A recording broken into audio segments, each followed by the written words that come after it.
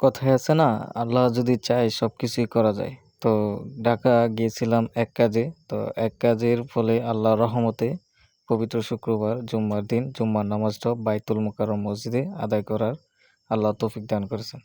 তো তার জন্য আল্লাহর কাছে হাজার হাজার আলহামদুলিল্লাহ। এখানে প্রচুর রৌদ্র ছিল এবং প্রচুর মানুষের ভিড়। রৌদ্রের মাঝেও মানুষের কোনো বাধা নেই।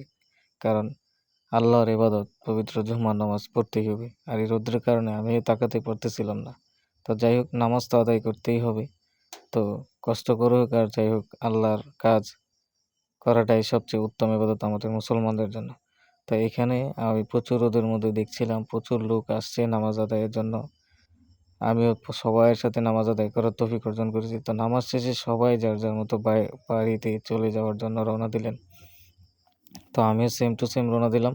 আর চশমাটা পরলাম, প্রচুর রোদ, একটু আগে তো বললামই, তার জন্য লাগানো যাচ্ছিল না।